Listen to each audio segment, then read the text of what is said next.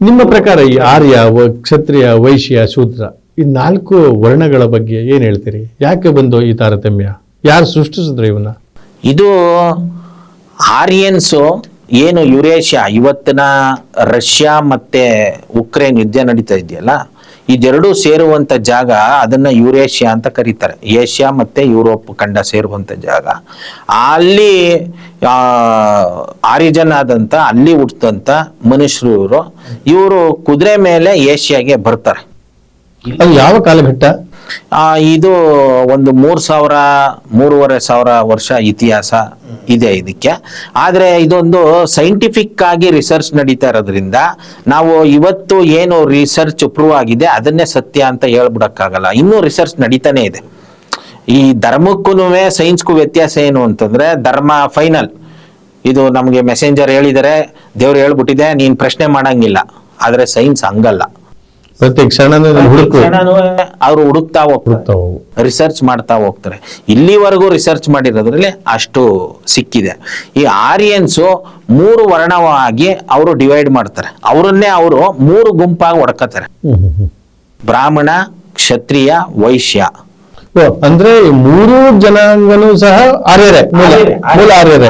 ಅದರಲ್ಲಿ ಆರ್ಯನ ಮೇಲೆ ಇಟ್ಕೊಂಡು ಆಮೇಲೆ ಕ್ಷತ್ರಿಯ ಅವನ ಕೆಳಗಡೆ ತಂದು ಅವನ ಕೆಳಗಡೆ ವೈಶ್ಯನ ಅಂತ ವ್ಯಾಪಾರ. ಆರ್ಯ ಒಂದು ಗುಂಪು, ದ್ರಾವಿಡ ಒಂದು ಗುಂಪು.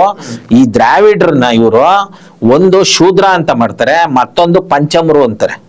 ಇವತ್ತು ನಾವೇನು ಅಸ್ಪೃಶ್ಯತೆ ಆಚರಣೆಗೆ ಏರಿಕೆ ಪಟ್ಟು ಬಹಳ ಅಮಾನ್ಯವಾಗಿ ಏನ್ ನಡ್ಸ್ಕೊತಾರೆ ಈ ಸಮಾಜದಲ್ಲಿ, ಆ ಗುಂಪನ್ನ ಪಂಚಮರು ಅಂತ ಕರೀತಾರೆ.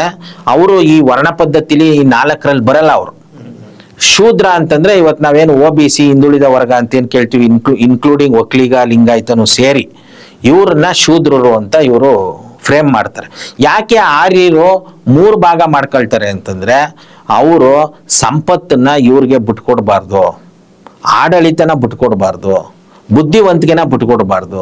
ಅಂದ್ರೆ 4 ಜನಾಂಗದಲ್ಲಿ ಆ ಶೂದ್ರ ಅನ್ನಿಸ್ಕೊಂಡಂತವನು ಅವತ್ತಿನ ಶೂದ್ರ, ಇವತ್ತು ನಾವು ದ್ರಾವಿಡರನ್ನ ಕರೀತಾ ಇರೋಂತ ಎಲ್ಲಾ ಶೂದ್ರರನ್ನ ಅವ್ರು ರೆಡಿಯಾಗಿ ಇಟ್ಕೋಬೇಕು. ನಾವೇ 3 ಅಂತ, ರಾಜನಾಗೂ ನಾನೇ ಇರಬೇಕು, ವ್ಯಾಪಾರಸ್ಥನಾಗೂ ನಾನೇ ಇರಬೇಕು, ಧಾರ್ಮಿಕವಾಗೂ ನಾನೇ ಇರಬೇಕು ಅನ್ನುವಂಥದ್ದು ಒಂದು ಕಾರಣಕ್ಕೆ ಅವರು ಅದನ್ನ 3 ಭಾಗ ಮಾಡ್ಕೊಳ್ತಾರೆ. ಹಾಗಾಗಿ ನಾವು ಇವತ್ತು ಗಮನಿಸ್ಬೋದು, ಏನು ಬ್ರಾಹ್ಮಣರು, ಸೇಟುಗಳು, ಇವತ್ತು ಕ್ಷತ್ರಿಯರು ಆಲ್ಮೋಸ್ಟ್ ಇಲ್ಲ ಇಲ್ಲಿ ಸೌತ್ ಇಂಡಿಯಾದಲ್ಲಿ.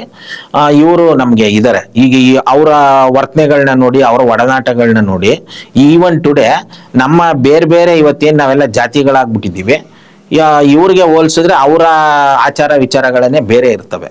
ಅವರ ಸ್ಕಿನ್ ಟೋನ್ ಇರ್ಬೋದು, ಮಾತುಕತೆ ಇರ್ಬೋದು, ಅವರ ಚಿಂತನೆ ಇರ್ಬೋದು.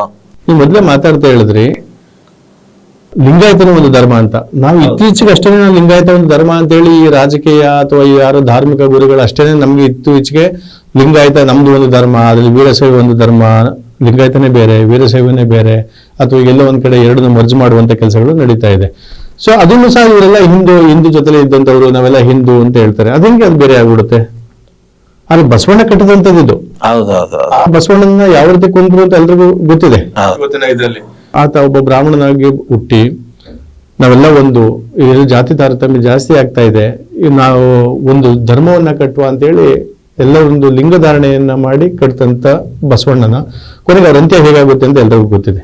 ಅದು ಅಂತ ಸಂದರ್ಭದಲ್ಲಿ ಅದು ನಾವೆಲ್ಲರೂ ಒಟ್ಟಿಗೆ ಅಂದ್ರೆ ಶೂದ್ರವೆಲ್ಲರನ್ನು ಶೇಷವನ್ನು ಮಾಡ್ತಾರೆ. ಇದೇ ದ್ರಾವಿಡರನ್ನ ಅಥವಾ ಶೂದ್ರರನ್ನ ಒಂದು ಲಿಂಗ ಧಾರಣೆ ಮಾಡುವ ಮೂಲಕ ಒಂದು ಲಿಂಗಾಯತ ಇದೊಂದು ಧರ್ಮ ಅನ್ನೋ ಲೆಕ್ಕಕ್ಕೆ ತರ್ತಾರೆ. ಅದು ಇವತ್ತು ಲಿಂಗಾಯತರೇ ಬೇರೆ, ವೀರಶೈವರೇ ಬೇರೆ, ಅದರಲ್ಲಿ ಈ OBCನೇ ಬೇರೆ. ನಾವು ಅದೆಲ್ಲ ಅಂತ ಅವರು ಕೆಲವರಲ್ಲಿ ಮಾತಾಡ್ತಾರೆ, ನಾವೇ ಬೇರೆ, ನಮ್ದೇ ಧರ್ಮ ಬೇರೆ ಅಂತ. ಅದೇಗೆ? ಅದೇಕೆ ಅಂತಂದ್ರೆ, ನಾವು 1947ರಲ್ಲಿ ಬ್ರಿಟಿಷ್ ಅವ್ರನ್ನ ಓಡಿಸಾದ್ಮೇಲೆ ಪ್ರಜಾಪ್ರಭುತ್ವಕ್ಕೆ ತೆರ್ಕೊಂಡ್ವಿ. ಪ್ರಜಾಪ್ರಭುತ್ವಕ್ಕೆ ತೆರ್ಕೊಂಡ್ಮೇಲೆ 1950ರಲ್ಲಿ ಒಂದು ಸಂವಿಧಾನನ ಅದು ಅಂಬೇಡ್ಕರ್ ಅವರ ನೇತೃತ್ವದಲ್ಲಿ ಅದು ಬರೆದು ನಮಗ್ ನಾವೇ ಅರ್ಪಿಸ್ಕೊಂಡಿದೀವಿ. ಇವತ್ತು ನಾವ್ ಏನೆಲ್ಲ ಮಾತಾಡ್ಲಿ, ಏನೇ ಕೆಲಸ ಮಾಡ್ಲಿ, ಏನೇ ಮಾಡಿದ್ರು ಎಲ್ಲವೂ ಆ ಸಂವಿಧಾನದ ಬರುತ್ತೆ. ಸಂವಿಧಾನದಲ್ಲಿ ಸಿಖ್ ಧರ್ಮಕ್ಕೆ ಮಾನ್ಯತೆ ಸಿಕ್ತು, ಒಂದು ರಿಲಿಜಿಯನ್ ಅಂತ. ಜೈನ ಧರ್ಮಕ್ಕೆ ಸಿಕ್ತು, ಬುದ್ಧ ಧರ್ಮಕ್ಕೆ ಸಿಕ್ತು, ಆದ್ರೆ ಲಿಂಗಾಯತ ಧರ್ಮಕ್ಕೆ ಸಿಕ್ಲಿಲ್ಲ. ಕಾರಣ ಏನು? ಅವತ್ತು ಅದನ್ನ ಮುನ್ನಡೆಸ್ತಿದ್ದಂಥವ್ರಿಗೆ ಈ ಸಂವಿಧಾನದ ಮಹತ್ವ ಗೊತ್ತಿರಲಿಲ್ಲ. ಸಂವಿಧಾನದ ಮಹತ್ವ ಅಲ್ಲ, ಸಂವಿಧಾನದ ಅಡಿಯಲ್ಲಿ ಅವ್ರು ಬರ್ಲೇ ಇಲ್ವಾ ಆಗಿದ್ರೆ? ಅದು ಧರ್ಮಕ್ಕೆ ಮಾತ್ರ ಬರ್ಲಿಲ್ವಾ? ಧರ್ಮ ನಮ್ಮ ಧರ್ಮಕ್ಕೆ ಮಾನ್ಯತೆ ಬೇಕು ಅಂತ ಆ ಸಂವಿಧಾನ ರಚನೆ ನಡೆಯೋ ಟೈಮಲ್ಲಿ ಅವರು ದನಿ ಮಾಡ್ಲಿಲ್ಲ. ಆ ಸಂದರ್ಭದಲ್ಲಿ ಅವರು ಧ್ವನಿ ಮಾಡಿದಿದ್ರೆ ಏನು ಈ ಸಿಖ್ ಜೈನ್ ಬಂದ್ರು ಅದೇ ರೀತಿಯಲ್ಲಿ ಇವ್ರದ್ದು ಒಂದು ಧರ್ಮ ಅಂತ ಹೇಳಿ ಅವತ್ತೇ ಡಿಕ್ಲೇರ್ ಆಗ್ತಿತ್ತು.